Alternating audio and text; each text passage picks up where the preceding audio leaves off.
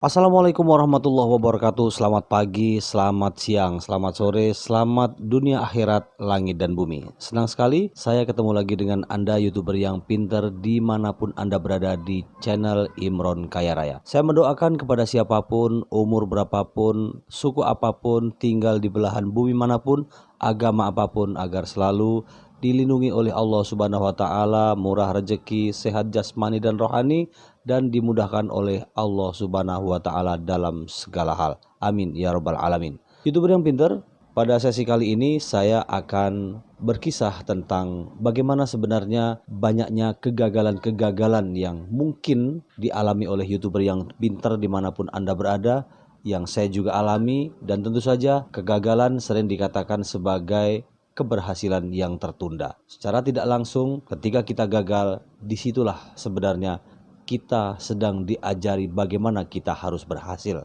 Disitulah Tuhan sedang mengajari kita berhasil dengan cara kegagalan. Bagaimana kisahnya? Ikuti video ini sampai tuntas.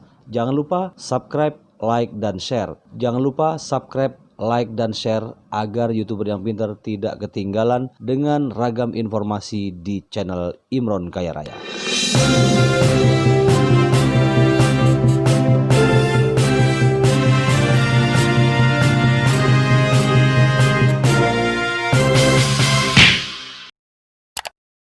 Terima kasih Anda bersama saya kembali di channel Imron Kaya Raya. YouTuber yang pintar, kisah ini terjadi pada tahun 2004. Seorang teman dari Jakarta datang kepada saya, waktu itu saya masih di Tanjung Inim. Dia kemudian mengajak saya untuk melakukan bisnis jual beli ban bekas.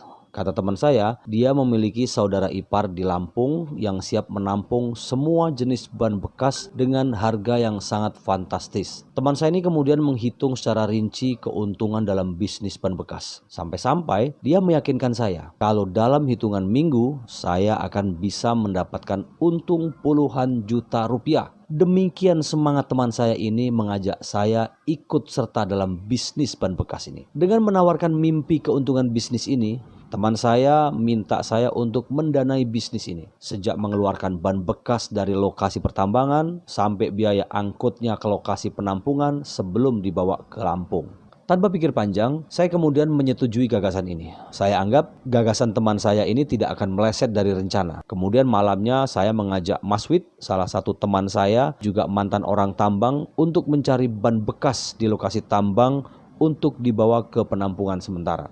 Semua berjalan lancar. Kriteria ban yang diminta perusahaan vulkanisir ban di Lampung sudah terpenuhi. Ada sekitar 1.500 ban bekas menumpuk di halaman belakang rumah Mas Wid. Ini dilakukan oleh Mas Wid sebagai partisipasinya dalam bisnis ini. Tidak cukup di halaman belakang, saya kemudian menambah area di lapangan sepak bola. Setelah sebelumnya saya dan Mas Wid juga izin pada ketua RT. Pagi harinya, teman saya kemudian mendatangkan 2 orang wakil perusahaan vulkanisir dari Lampung. 2 orang ini saya jamu sedemikian rupa layaknya kita menerima tamu jauh ya ke rumah. Dialah yang akan menjadi penentu layak dan tidaknya ban bekas ini dibawa ke Lampung. Bayangan jutaan rupiah kali itu kian terbayang jelas di mata saya. Yang terpikir di benak saya, kalau dalam 3 hari saja bisa mengumpulkan uang puluhan juta rupiah, berarti dalam sebulan saya akan mendapatkan ratusan juta rupiah. Terus dan terus gambaran rupiah itu melintas di pikiran saya. Tetapi apa yang terjadi? 2 orang yang saya anggap ahli ban bekas dari Lampung itu tiba-tiba mengatakan kalau ban bekas yang saya tampung itu tidak satu pun layak dibawa ke Lampung untuk divulkanisir. Hampir saja saya menampar mulut 2 orang itu. Saya demikian kesal dan jengkel. Saya juga marah dan emosi pada teman saya yang memberi gagasan awal. Modal saya sudah terkuras untuk mengangkut ban bekas dari lokasi tambang ke rumah saya. Tetapi kali itu tak ada lagi pilihan lain kecuali hanya menerima keputusan. 2 orang dari Lampung ini kemudian pulang dengan tangan kosong. Sementara saya hanya menatap tumpukan ban bekas itu dengan pandangan hampa. YouTuber yang pintar, apa yang kemudian terjadi? Tumpukan ban bekas itu menjadi sarang nyamuk. Warga di sekitar kampung saya dan di komplek Mas Wid tinggal semua protes. Ribuan ban itu harus disingkirkan. Kali itu saya harus kembali mengeluarkan sejumlah uang untuk biaya pemindahan ban bekas. Sementara teman saya yang di awal memberi ide bisnis ban bekas ini sudah hengkang entah kemana. Tak sepeser pun dia mengganti modal awal yang pernah saya keluarkan. Ada Ada sepintas rasa dendam seketika menyelinap di batin saya. Dalam hati saya kemudian bertanya, mengapa ini harus terjadi pada saya? 2 hari setelah kejadian, saya datang kepada Kiai Abdul Majid, guru ngaji saya di Tanjung Inim. Ia kemudian menasihati saya.